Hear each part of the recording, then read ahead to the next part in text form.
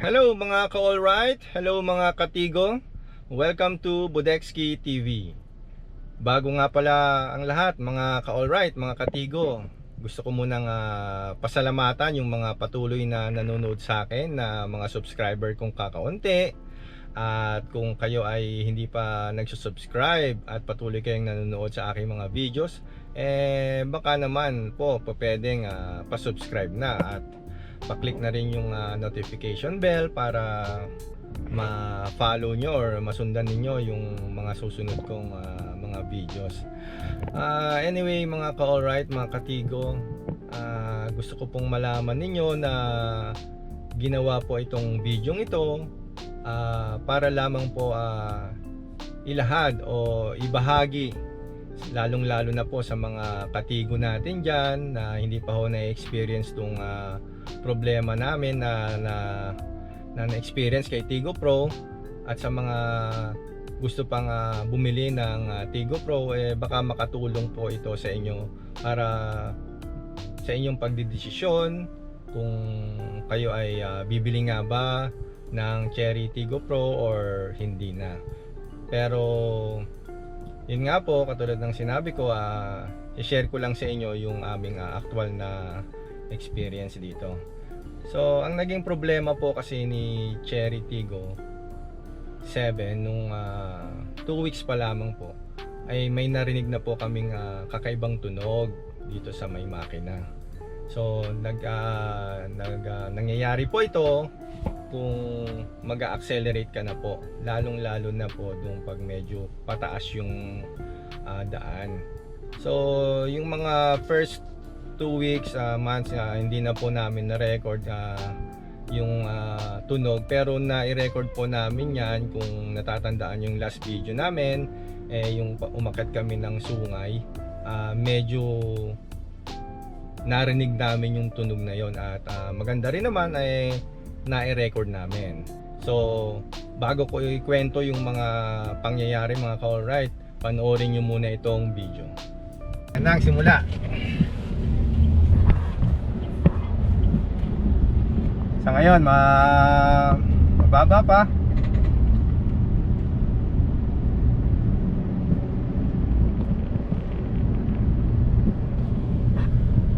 So time check muna tayo.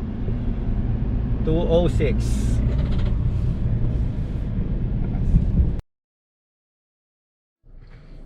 So ayun na nga mga ka-alright, sana narinig niyo yung tak-tak na tunog doon sa pinakita kong video sa inyo. So ganito yon mga ka-alright, no? Yung first 2 weeks pa lang kasi narinig yun ng anak ko. So sabi ko baka hindi yan yung, hindi naman sa makina, kasi parang natatandaan ko kasi naglagay ako nung cooler sa likod na medyo sira na. So pag gumaandar, gumugulong siya, sabi ko baka yon. So yung inalis namin yung cooler, sabi ng anak ko meron pa rin. So chinek ko na rin, meron ngang tunog. So ang ginawa namin, pina-check namin sa Cherry. So narinig nga nila na meron, at ang unang ginawa nila mga ka-Tigo, mga ka-alright, sabi nila, sir, hihigpitan muna namin yung mga tornilyo, yung mga sa ilalim, baka meron lang lumuwag. So ayun na nga mga ka-alright, mga katigo. So yung unang ginawa nila, so siyempre tinest drive ko. So yung nag-test drive naman ako, wala naman akong narinig na. So yun, sabi ko mukhang okay na. Pero yung dinrive uli ng aking anak na after 2 days, yon medyo meron pa uli, ganun pa rin yung tunog. So in-inform naman namin sila agad na meron namang tumunog uli. So binalik uli namin sa Cherry, siguro mga after a month na yon, kasi ginagamit pa namin yung sasakyan. Pero sabi naman nila mga ka-alright, mga katigo, hindi naman maapektuhan yung performance ng sasakyan. So medyo nakakairita lang kasi nga yung tunog minsan pasulpot-sulpot na yun, na tumutunog.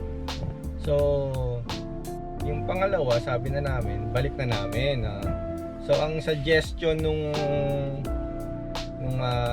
Cherry, yun nga, papaano nila yung yung sisikipan uli.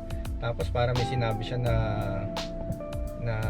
sinuggest niya na palitan daw yung yung gas namin. So Shell kasi yung ginagamit naming gas. So pinalitan namin ng Petron na 95 octane. So yun, yung napalitan na namin mga katigo, tinesting namin. Yun, yung pag nagte-testing kasi ako parang nawawala siya. So after 2 days naman, yung binalik ko na, meron na naman uli. So sabi nung taga Cherry, may papalitan tayong dyan, hindi namin kung tornilyo or something na binalik uli namin. So hindi namin alam kung may pinalitan sila, pero ang parang nangyari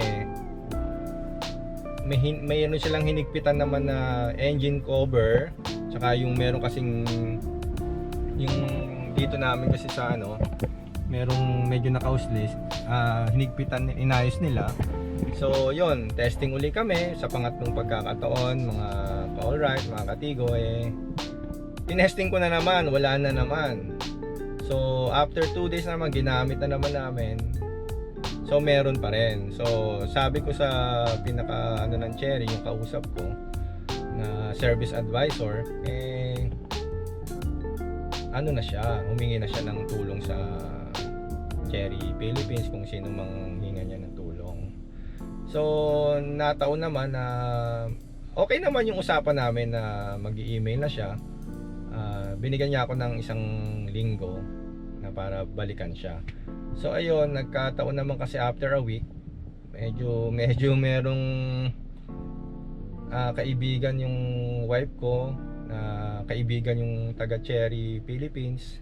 Ayun, medyo nauna si Cherry Philippines na mag-action na immediately. Thank you naman pala sa taong yon. Hindi na namin sasabihin kung sino yung taong yon. Maraming salamat kasi inabukasan, inasikaso agad kami, pinasikaso agad kami.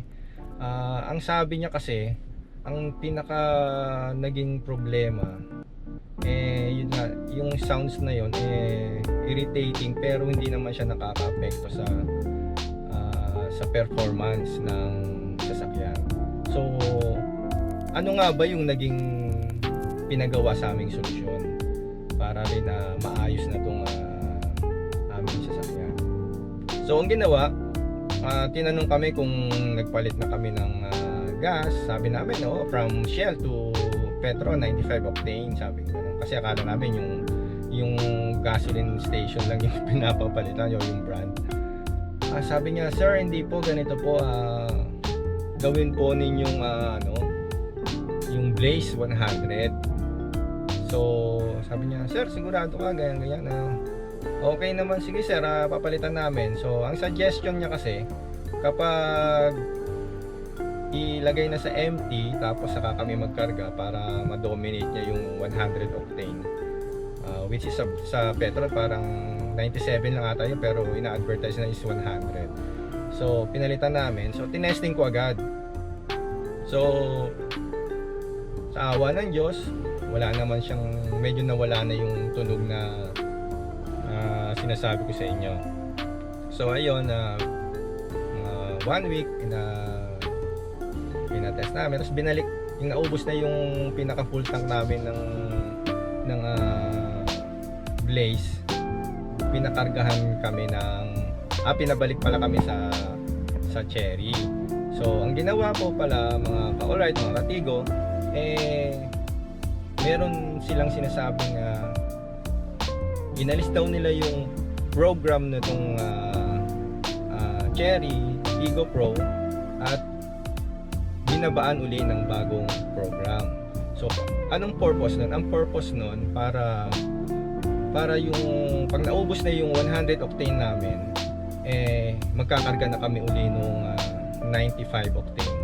So parang nangyari may setup lang silang inano sa program para ma-accommodate nila yung 95 octane para hindi naman na kawawa naman tayo kung siyempre mahal ang gas ngayon, no?